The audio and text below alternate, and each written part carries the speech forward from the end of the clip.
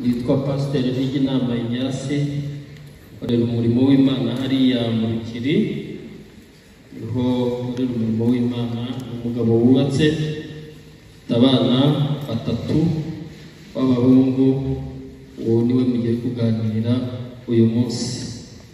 Dukoresha igihe neza dusoma ijambo ry'Imana, ubutumwa bwiza ko bwanditswe na Yohana, igice cyawo cya 7, umurongo wa 37 kugeze ku murongo wa 39.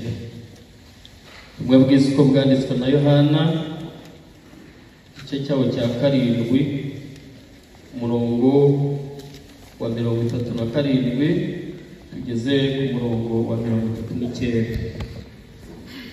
Aranditse ngo, nuko ku munsi uheruka w'iyo minsi mikuru, ari wo munsi uruta iyindi, Yesu arahagarara avuga cyane ati, umuntu nagira inyota aza aho ndi anywe, unyizera imigezi y'amazi y'ubugingo izatemba iva mu nda ye, nk'uko ibyanditswe bivuga. Ibyo yabivuze yerekeje ku Mwuka Wera uw'abamwizera bendaga guhabwa, ariko ubwo Umwuka yari ataraza, kuko Yesu yari atarahabwa ubwiza bwe. Imana idufashe cyane. N'aya magambo Imana yashyize ku mutima wanjye, ntabwo butwara igihe kinini cyane, ariko nifuje ko tuvuga ubutware bwa Yesu.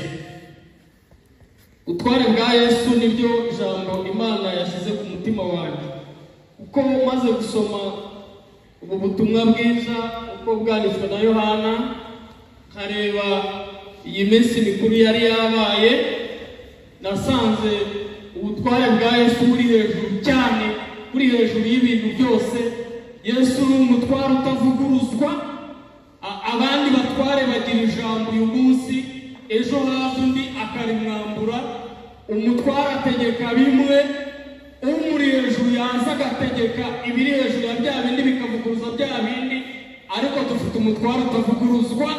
Tugiye kuvuga hejuru y'ubutware bwa Yesu mu masaha makeya, iminota dufite, hanyuma dusenga Imana. Aha ni iminsi mikuru yari ikomeye mu Bisirayeli baziririzaga. Bajyaga bagira iminsi mikuru baziririza, iminsi igaruka cyumweru, isabato, iminsi igaruka kwezi, gutyo gutyo na za yubile bigakomeza. Iyi minsi mikuru rero Imana yari yarayibategetse, yitegeka Mose ku musozi wa Sinayi. Iravuga ngo nimumara kugerayo ngo muzizihize iyi minsi mikuru, yitwaga iminsi mikuru y'ingando. Iramubwira ngo muzajye muyizihiza munyibuka, mwibuka imirimo yose nakoze.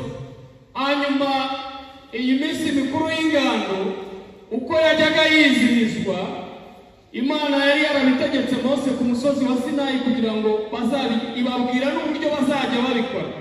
Yari yarababwiye ngo muzazamuke, mujye muzamuka umusozi, mumare iminsi igera ku 8, iminsi 8 mwizihiza iyi minsi mikuru y'ingando. Mpamvu yari yarayibategetse, yari yarababwiye ngo muzajye muzamuka iyo misozi, ngo mwubake utuzu dutoya, mu Gifaransa batwita uduhite, utuntu duciriritse tuzamara icyo gihe nyine, kugira ngo mujye muzamuka mwizihiza iyo minsi, aba ariko muzajya mugenda mutubemo. Hanyuma iyi minsi mikuru y'ingando mujye muyiziririza iminsi 8, kugira ngo bimenyekane ko munyubashye kandi mwibuke imirimo nabakoreye muri mu butayu. Iyi minsi bayizihizaga kubera ko Imana yari yarabategetse, kubera ko ngo yabahaye amazi igihe bari mu butayu, baritotomba, bagubwa nabi, bamererwa nabi ahitwa Refidimu. Hanyuma babura amazi yo kunywa, ubutayu burabaremerera cyane. Umaze kuremerera cyane, baragenda begera Mose baramubwira ngo ese bose ko tubuza amazi yo kunywa, duha amazi, turashaka amazi. Ibyo ntitubyitayeho, watubwiye ko Imana yacu yihagije, watubwiye ko amaboko y'Imana atari magufi, duha amazi, turashaka amazi. Baritotomba ngo bashaka kumutera amabuye. Hanyuma Imana iramubwira, yegera Imana arabwira ati bamereye nabi, bari buntera amabuye meze nabi. Imana iramubwira ngo genda ugende hariya kuri ruriya rutare ufate ya nkoni, nanjye ndahagara ku musozi wa Horebu, hanyuma ukubita kiriya gitare kiravamo amazi banywa. Mose abigenza uko Uwiteka yamubwiye, babona amazi baranywa barahembuka. Bamaze guhembuka rero nibwo Imana yamubwiye ngo ujye ubibutsa n'iki ngiki bajye bakibuka. Uzabyisomere mu Kuva igice cya 17 umurongo wa 6. Aha bari bitotombye Mose asiga urwibutso aravuga ngo aha hantu ngo hitwa Imasa n'Imeriba kuko harandemereye harantonganyije cyane. Aha rero bari bibagiwe gukora kw'Imana, bari baribagiwe amaboko y'Imana yabavanye muri Egiputa, hanyuma batangira guteza akajagari. Iyo abantu bibagiwe imirimo y'Imana bakibagirwa gukora kw'Imana n'ibyo yakoze, batangira guteza akajagari, ntibaba bakibuka imirimo y'Imana, ntibaba bakibuka gukomera kw'Imana. Hanyuma Mose amaze kubaha amazi, bamaze kunywa, bamaze guhembuka, kuko bari bamutonganyije cyane, ndetse ntibanatinya kumwegera, bati tubwire neza Uwiteka ari hano cyangwa ntahuba. Amaze kubabonera amazi, bamaze kunywa, Imana nibwo yamutegetse iyi minsi mikuru y'ingando. Iminsi mikuru y'ingando rero ubwo bayizihiza, kuko yendaga kuba bayizihiza, abavandimwe ba Yesu cyangwa bene wabo baramutumiye bati tujyane muri iyi minsi mikuru, tugende tuzamuka umusozi tujye mu minsi mikuru y'ingando. Yari iminsi ikomeye cyane baziririzaga cyane. Hanyuma kuko Yesu atashakaga kwamamara muri icyo gihe, yirinda ubugome bw'Abayuda n'abatambyi bamugenzaga n'abafarisayo bamugenzaga, aravuga ati ntabwo njyayo. Baramureka baramwendenda batariko ni gute waguma hano i Galilaya, ntidukwiye kuzamuka tukajya i Yudaya ukagenda ugakora iyi mirimo yose ukora, ese uzamenyekana gute? Ibigi ukorera ahangaha uzamenyekana gute? Kandi Yesu ntiyashakaga kumenyekana, kuko umugambi wa Yesu ntabwo ari ukumenyekana, ahubwo umugambi wa Yesu kwari gukora icyamuzanye, umurimo wamuzanye. Kandi umurimo wamuzanye ntabwo yashakaga kuwukora kuko igihe cye kitari cyakagera. Abandi bakamuhata bati ngwino tuzamuke ubemeze. Turashimira Yesu ko ibyo akora byose atari ukwemeza, ahubwo ari ugutanga agakiza no gukora icyamuzanye. Icyazanye Kristo ni ukubohora, ni ugukiza, ni ukwerekana Imana mu buzima bwacu, ntabwo ari ukwemeza abantu. Iyo umuntu wo muri iyi myaka akoze ikintu agira ngo bamurebe, bamushime, bamwemeze, ariko ubutware bwa Yesu ntabwo ari uko kwemeza abantu, ahubwo ni ugukora icyamuzanye. Iyi minsi mikuru yabaga iremereye cyane kandi yabaga igoye, yari imihango ikomeye ku rwego rwo hejuru. Yaragendaga bakamara iyi minsi 8, munsi wa mbere kugeza ku 8. Bayikoraga gute? Abatambyi, umutambyi mukuru yarangazaga abandi imbere, abandi batambyi bagenzi be, hanyuma bakajya ku iriba ryitwa Silowamu bakavoma, bakaza bikoreye ibibindi, hanyuma amazi bavanye kuri iri riba ry'Isilowamu bayamenaga ahantu bateguye hano mu rusengero. Mushumba wacu gatanaza turangaje imbere twese twikoreye ibibindi, hanyuma y'amazi tukayamena tugasanganirwa n'abandi bari nk'ariya nabo bakayamena, noneho twese tukamena ayo mazi. Hanyuma abatambyi bayamenaga baririmba indirimbo iri muri Yesaya 13 umurongo wa 3, iravuga ngo nicyo gituma muzavomana ibyishimo mu mariba y'agakiza.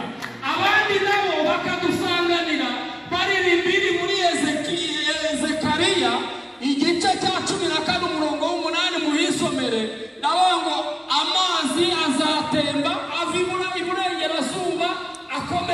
n'iburasirazuba, ngo icyo gihe umwami azaba umwe, Imana izaba imwe, izina ryayo rizaba rimwe, n'abizera bazaba umwe, ku bw'ayo mazi bakayatembera.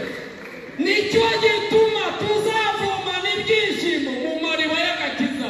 Byasobanuraga ko muri Yesu hazavamo agakiza, kandi abantu bazanywa kuri ayo mazi ari muri Yesu bazashira inyota burundu. Turashimira Yesu watumaze inyota, turashimira Yesu watsembye w'inyota, icyaka cyose kigashira. Ubutware bwa Yesu harimo no kutumara inyota yose, kandi abantu bashize inyota bambaye kuri Yesu dushira inyota. Niyo mpamvu isi iyo yavuze ngo birakomeye nta gisubizo, turavuga ngo ubwo umwami Yesu ankunda ndi amahoro.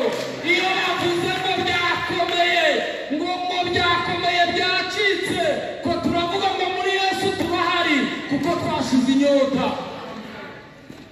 Iyi minsi mikuru rero Yesu bari bayimutumiyemo, ariko ntiyahita ajyayo kuko atashakaga kwamamara muri cyamamare. Hanyuma bageze ku munsi wa munani. Ku munsi wa munani bahageze bakora iyo mirimo, kuko iyo minsi uko ari 7 bagombaga kumena ayo mazi. Iyo minsi uko ari 7 abatambyi bagombaga kujya kuvoma n'abandi bakajya kuvoma uko byari bimeze. Hanyuma igihe neza bashoje ku munsi wa munani, Yesu araseruka. Yesu agereka abantu bagakora bakavuga, ariko akahagera akaba ari ufata ijambo rya nyuma. Yageze muri iyi minsi atatumiwe, atari n'umushyitsi mukuru, ariko yarahageze afata ijambo, kuko niwe nyir'ijambo, niwe jambo w'Imana. Yohana yaravuze ngo nimwicare mbabwire.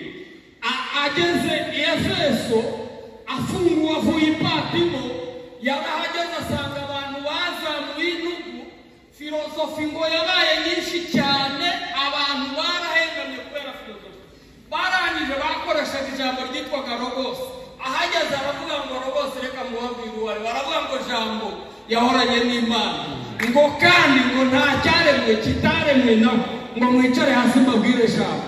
Aramubasobanurira neza. Naha rero Yesu yahageze, ibyo bakoraga barimo babikora babirangije, agera mu iteraniro. Ageze mu iteraniro afata ijambo, arigisha. Abatambyi n'abanditsi n'abafarisayo baramureba, baravuga ngo ariko uyu muntu ubuhanga afite abukuye ko atigishije.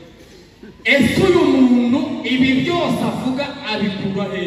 Ariko Yesu niwe jambo, Yesu niwe jambo, niwe ufite ijambo ryayo. Yahageze atari umushyitsi mukuru, atari umutambyi mukuru, afata ijambo rya nyuma, aba ari umusozi w'iminsi mikuru y'Igana.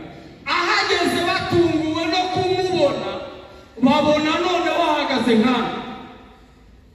Abadiyakoni ntibari bamubonye se, ariko yarahageze kuko ntawe ukumuye. Ibyo ni ibigaragaza ubutware bwa Yesu. Abashinzwe protokole sinzi uko yabanyuzeho ntumbaza, ariko mu butware bwe afite ikintu cyose kuri buri cyose. Niwe ufite ijambo rya nyuma ku kintu cyose, arategeka byose, aravuga kandi arakora. Ahageze amaze afata ijambo, arababwira ngo umuntu wese ufite inyota naze anywe kandi umuntu wese unyizera imigezi y'amazi y'ubugingo izatemba iva mu nda ye. Kandi amaze kuvuga iryo jambo bose bararebana. Turashimira umwami ko ari we nyir'ijambo. Yarahageze afata ijambo. Nafata ijambo ku miryango yabo, nafata ijambo mu itorero ryabo, nafata ijambo no ku gihugu cyabo. Umwami afata ijambo kandi atwiyereke afata ijambo. Abatambyi iyo minsi bari bayimaze bagerageza ibyabo, niko byari bimeze. Turashimira Yesu ko areka bakagerageza, abantu bagakora ibyabo, isi igakora ibyayo, ariko umwami yarangiza agafata ijambo. Ubutware bwa Yesu ni ubutware butavuguruzwa. Ubutware bwa Yesu ni ubutware bufite ijambo n'ubutware, kandi buherekejwe n'imbaraga z'ishobora byose. Niyo mpamvu iyo yakoze nta wundi ugira icyo akora. Pawulo yandikiye itorero ry'i Filipi arababwira ngo ni nimwumve neza ngo nimugire wa mutima wari muri Kristo Yesu. Aramanuka ageze kuri 11 arababwira ngo nicyo cyatumye Imana imushyira hejuru imuha izina risumba ayandi yose. Yarangiza avuga ubutware bwe, avuga ko yasize icyubahiro mu ijuru, araza aramanuka aza mu isi. Amaze kuza mu isi ntiyatinya no gupfa urupfu rubi rwo ku musaraba rubabaje cyane. Arangije aravuga ngo amaze gupfa urwo rupfu ngo nicyo cyatumye Imana imushyira hejuru imuha izina risumba ayandi, kugira ngo amavi yose ari ay'abakomeye, ari ay'aboroheje, ari ayo mu isi, ari ayo mu isi y'isi, ari ay'ikuzimu yose apfukame avuga ko Kristo ari Umwami. Ubutware bwa Yesu bwagiye buvugwa kenshi cyane, Bibiliya irabuvuga kenshi cyane. Natwe duhagaze mu butware bwa Yesu, turavuga gukomera kwa Yesu n'icyubahiro cya Yesu. Ariko neza noneho twumvikane, ntabwo wavuga ubutware bwa Yesu utarageze ku musaraba wa Yesu. Ubutware bwa Yesu bumenywa n'abageze ku musaraba wa Yesu. Aha nagira ngo mbabwire iki? Nagira ngo mbabwire ko imisaraba yose itariho Yesu. Ntibigutangaze kuko igihe kijya kigera tukibaza ese aba banyuze he byagenze bite?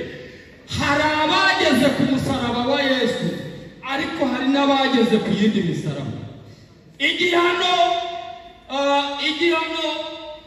cyo kubambwa ku musaraba mu mategeko y'Abaromani cyabagaho.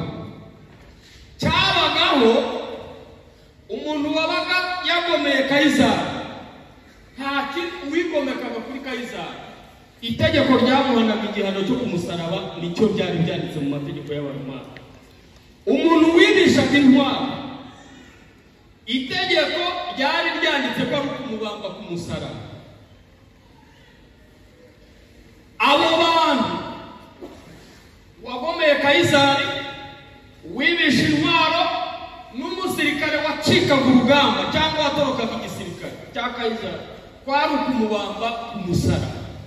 Ni ibihano rero byari biriho, byari bizwi bihari, byanditse no mu mategeko. Hanyuma rero niyo mpamvu Yesu abambwa, bamubambye hagati y'abagome b'ibisambo.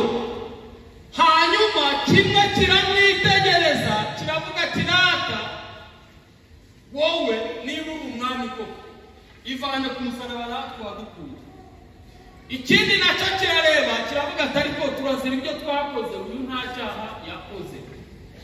Rata nugera mu bwami bwawe unyakire, umbabarire, ngusabye imbabazi. Yesu arakibabarira, arakibwira ngo mu kanya gatoya turi bubane muri paradizo. Nagira ngo nkwereke ko imisaraba hari n'imisaraba y'ibisambo. Hari abantu rero bageze ku musaraba w'ibisambo, turabagira bageze ku misaraba y'ibisambo. Nubona abantu bageze ku misaraba y'ibisambo, ntukajye ubitiranya n'umusaraba wa Yesu. Ariko abageze ku musaraba wa Yesu bafite ubutware, bagaragaza ubutware bwa Yesu. Ubuzima bwabo bwa buri munsi bagenda bicisha bugufi bubaha umwami wacu. Ariko abageze ku musaraba w'ibisambo, rimwe na rimwe uzumva imvugo zateye, ariko se izica intege abandi, azaguca intege kuko yageze ku musaraba w'ibisambo. Rimwe nigeze guhura n'umuntu wageze ku musaraba w'ibisambo. Igihe COVID yari imeze nabi, bamaze kudukingira isengero, batubwiye bati zirafunzwe, begekaho.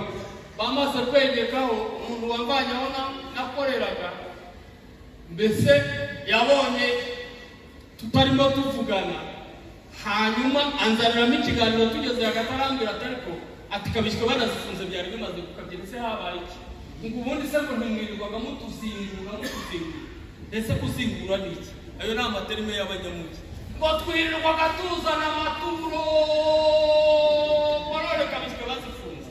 Ese nicyo koko nicyo kibazana mu rusengero ni ukubasingura? Reka mbabwire neza, dutanga amaturo n'icyacumi kuko Imana yaduhaye umugisha. Ntabwo tuyatanga ngo tuvunjishe ngo zana iragukubira kenshi. Oya, nuko Imana yaduhaye umugisha tukaba turabona. Hanyuma ndangije ndamubwira ntumva rero nibyo wakiriye gumana ibyo ngibyo. Ntari ku musaraba wa Yesu burya hari abawugeze ariko imisaraba yose ntabwo ari we. Turashimira Imana ko twageze ku musaraba wa Yesu. Mujye muhirimbanira kugera ku musaraba wa Yesu kuko hariho n'imisaraba y'imisambo. Imana idufashe mu nzego zose, kandi birashoboka ko abantu bageze ku misaraba y'ibisambo bashobora kuboneka.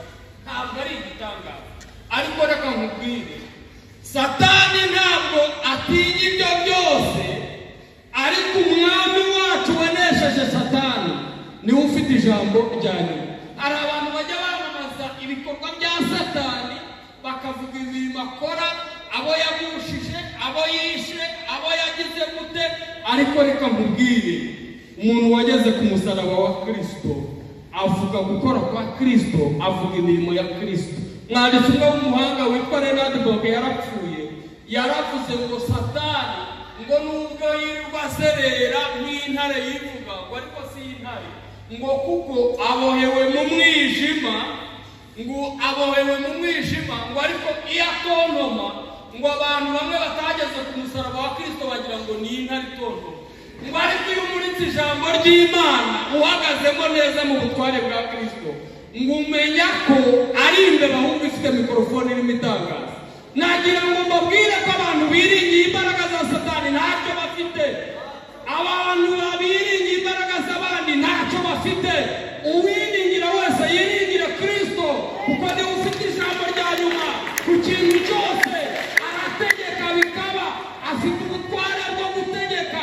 Ikindi, afite ijambo rya nyuma ku kintu cyose. Niwe ufite ubushobozi bwo gukiza ibyaha gusa, niwe ufite ubushobozi bwo gutsembaho za karande na za kavukire akazivanaho, akakwinjizamo ubwami bwe bugatura muri wowe. Iyo uturanye na Kristo muri wowe ugubwa neza, ugira amahoro. Iyo abantu bamaze gucika intege rero no kunanirwa, bamamaza ibindi bintu, tujya tubagira muzabumva ati uyu ni umukristo ariko ni umugore. Oya, uyu ni umukristo ariko arasambana, kandi bakabashakira n'imperuse zirasiga ngo egango iyo umuntu akiri mu isi ngo abafashe igihe. Oya, ntabwo umutima urimo Kristo wakiriye Kristo nk'umwami n'umukiza.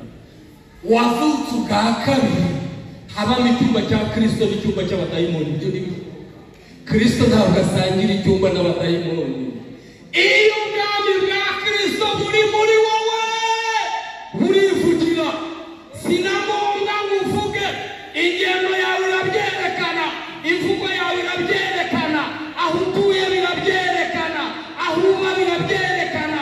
Ubwami bwa Kristo iyo buri mu muntu burivugira, burasohoka inyuma. Imana ubutware bwa Kristo ni ubutware butanyeganyezwa kandi butavuguruzwa. Niwe ufite ijambo rya nyuma ku kintu cyose. Abasanze muri iyi minsi mikuru barangije, abatambyi barushye n'abantu barushye, murumva kuvoma rimwe ku munsi bamena amazi buri munsi. Arangije Kristo arahagarara, amaze guhagarara babwira ati noneho mwabatambyi mwe namwe ndagira ngo baruhure. Turashimira Yesu ko yaje kuturuhura. Imihango n'ibindi byose abantu bakoraga, hari n'abatari kubishobora, ibitambo ntibabibone, ariko turashimira Kristo ko yaje kuturuhura. Aravuga ati mwabatambyi mwe mwajyaga mu Silowamu, none Silowamu ntimugisubiyeyo. Silowamu ari hano, bisobanura ngo yaratumwe. Namwe mwagenderaga ku mategeko ya Mose. Nagira ngo mbabwire, uruta Mose ari hano, uruta abatambyi ari hano, uruta Eliya ari hano, uruta Yona ari hano, uruta Melikisedeki nawe ari hano. Nagira ngo muruhuke, naje kubaruhura. Turashimira Yesu yaje kuturuhura. Imitwaro yose abatambyi bikoreraga ubwo ibirara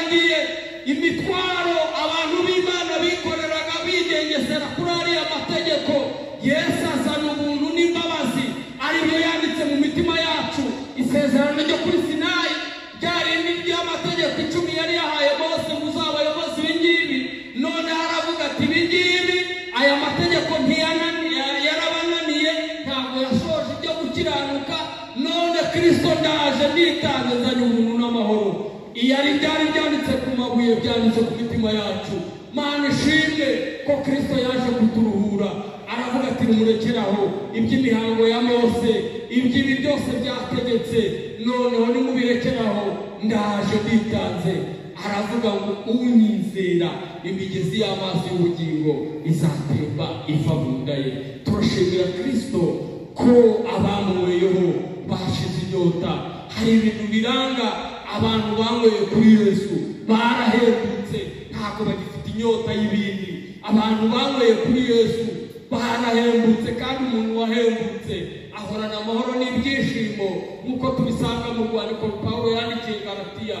Ahorana amahoro n'ibyishimo, ndetse ahorana imbabazi no kubamugiriye nabi.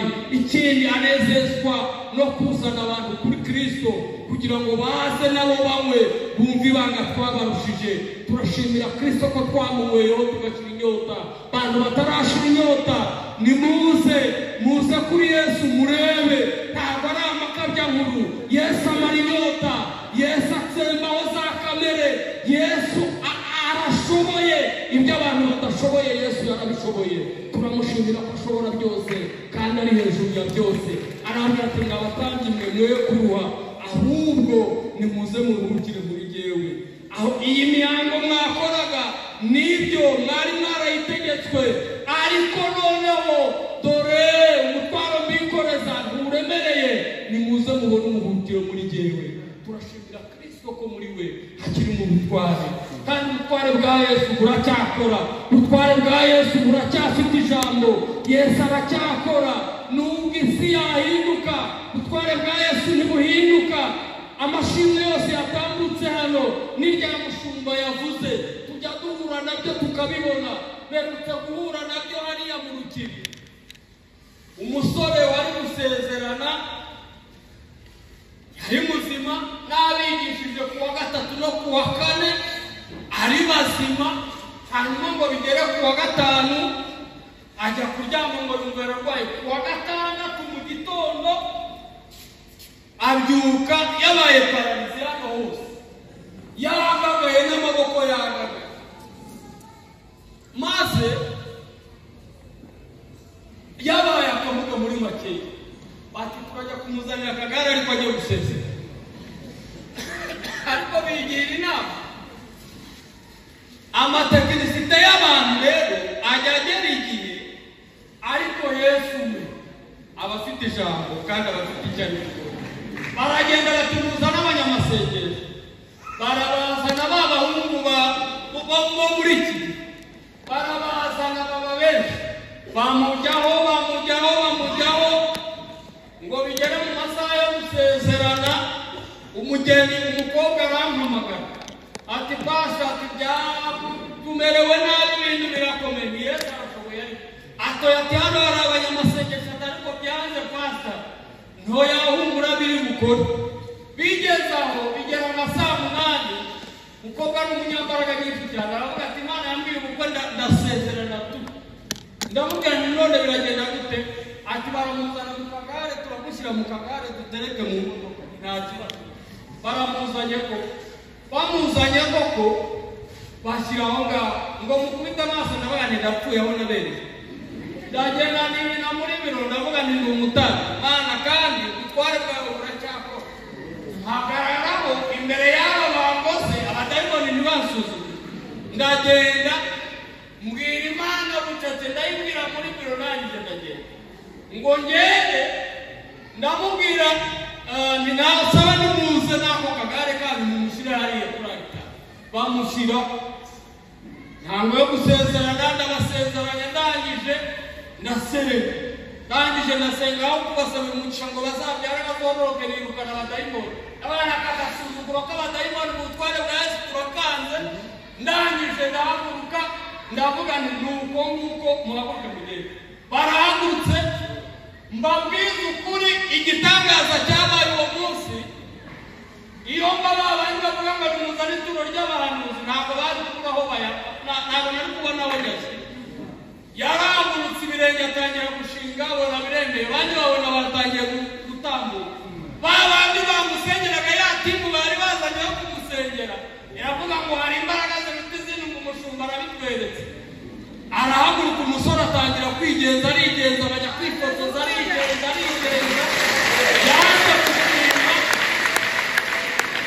yaje gushima umukobwa cyane we arabata ariko Pasteur ati nawe hari envelope twakuzanira ntoya shyira hariya mu giseke buriya birahuriramo kuko ntabwo ari uko nguko si uko bigenda abati nibyo rwose ariko iyo navuga muzanye naramutije byajura yangaruka nageze ahantu nkizuyu umva ikofi yanjye bayararemereye ariko ni ibigaragaza ubutware bwa Yesu mujye mukora byose mujye mugaragaza ubutware bwa Yesu muhagarare mu butware bwa Yesu Yesu aracyakora ntabwo rero uyu munsi ntabwo ari cyo gihe cyo kugaragaza amazina y'abantu ku giti cyabo ni igihe cyo kugaragaza ubutware bwa Yesu ibendera rya Yesu rikwiye kuzamuka rikazamuka binyuze muri wowe kuko wageze ku musaraba wa Yesu ariko bageze ku musaraba y'ibisambo uyu munsi wa none barakora ibidakwiriye bikitirirwa itorero bikitirirwa abantu basenga ugasanga tubaye inzirakarengane hari abantu bageze ku misaraba y'ibisambo nibo batuguye nabi nibo bateje akatito ni gute abantu babaho babana mu rusengero akavuga ati sinkamusuhuze niyorora inkoko zorora agaca najya mu ijuru iburengerazuba ngezajya iburasirazuba ni gute ibyo bintu biba mu rusengero ni gute abantu baba mu rusengero bakarutindamo bakajya mu mirimo itandukanye no kugera kuri uru rwego turimo barangiza iteraniro mu mirimo bakora singiye kuvuga ngo n'uyu hanyuma ikibazo bafitanye bakajya kugikemurira muri ribi ubu byaroroshye bahita bajya muri ribi iyo kesi imerutse kumbaho umuntu ava mu murimo w'Imana tubana hariya mu rukiri aragenda kuwa kabiri bitaba muri ribu bari muri ruza yo gutandukana umugore n'umugabo kandi yavuye mu murimo w'Imana bajya mu cyumba muri ribu kugira ngo babatandukanye mu bantu kubera ko rero izi nzego nazo zizi ko hari icyo tumaze afata mikorofone afata telefone arampamagara ati Pasteur ati hari abakristo bawe bananiranye ndagira ngo bafashe banyoherereze atoya tubaza hano mu cyumba n'abakeneye kugira ngo tubaganirize njyayo kuko nsanga ni babana kandi iyo babeshe ngo barimo barazamura amavuta yagira igorasha ukagira ngo yapatanye ariko kuko yageze ku musaraba w'ibisambo ni muri ribi ibyo birangira ibyo kubana n'abantu bose amahoro ibyo birimo ariko turashimira Yesu waje kuruhuka nubwo hari abageze ku misaraba y'ibisambo ariko hari abageze ku musaraba wa Kristo bantu bageze ku musaraba wa Kristo ntimukajya mwirata ikindi tujye twirata umusaraba wa Kristo umusaraba waduhinduye utuma twera imbuto tugatubana n'abantu bose amahoro utubatuma amahoro kandi tukayahana abandi utuma tugenda twemye tutiganga ikibi kuko dufite Kristo umurengezi mwiza turashimira Kristo ko ari we ugifata ijambo rya nyuma igihe abatambyi barimo bakora uyu murimo bananiwe Kristo arabagera ati nubwo munaniwe njye kubaruhura yemwe abanyaremera mwe nimuture imitwaro tekinisite z'abantu ntizihagarare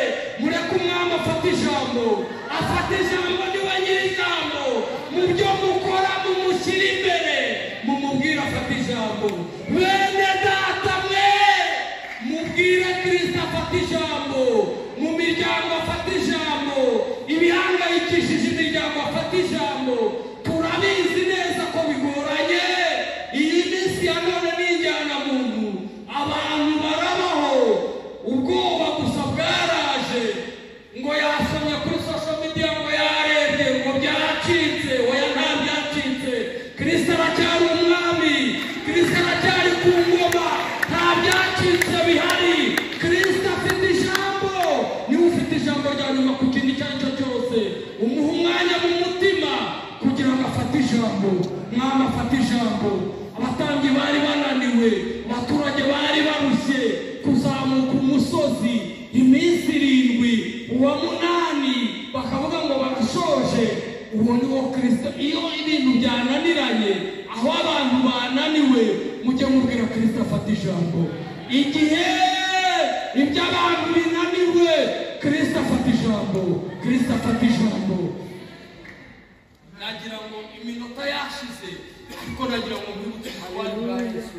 Mu butware bwa Yesu rero niwe ufite ijambo rya nyuma ku kintu icyo ari cyo cyose, kandi ibintu byose arabitegeka bikamwumvira bigaceceka.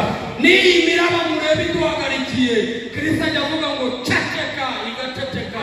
Abadayimoni b'uburyo bwose Kristo ajya abacecekesha bagaceceka. Mureke dutumire Kristo afata ijambo. Ku bitunaniye afata ijambo, ku byo tudafitiye igisubizo afata ijambo, ku byo ubona nta nzira afata ijambo, ahantu ubona inzugi zose zifunze Kristo afata ijambo.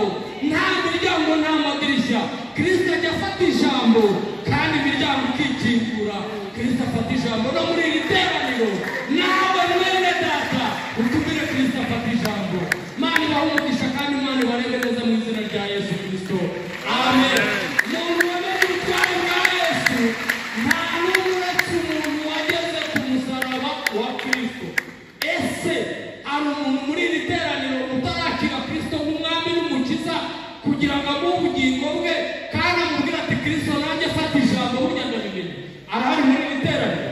Hari umuntu waguye akava kuri Kristo agahungira ahandi? Arahari ngo tubwire Kristo afata ijambo ku buzima bwe? Nambura ikiganza tumusengere Imana. Hari uwari muri iri teraniro? Mana ishimwe ko twateranye twese turi abakristo, twarakiriye Kristo nk'umwami n'umukiza. Natambuka uze hano imbere tugusengere Imana.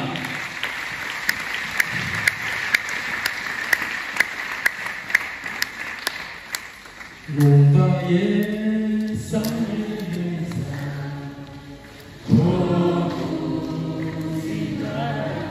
hari none n'abatambuke mugire vuba, nta mwanya wo gutatu badufite, iminota yacu ibibazo.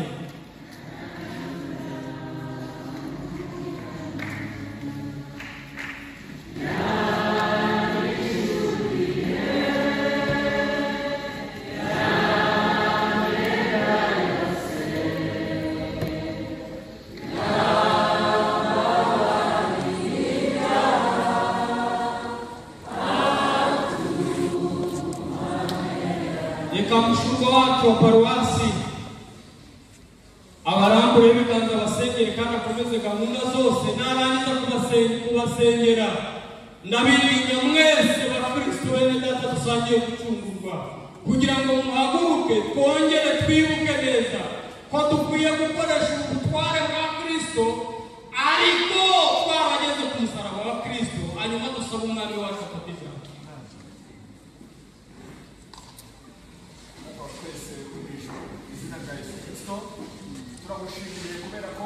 yatanze Yesu kugira ngo umwizera wese atarimbuka ahubwo ahabwe ubugingo buhoraho. Turagushimiye kubera ko wahaye itorero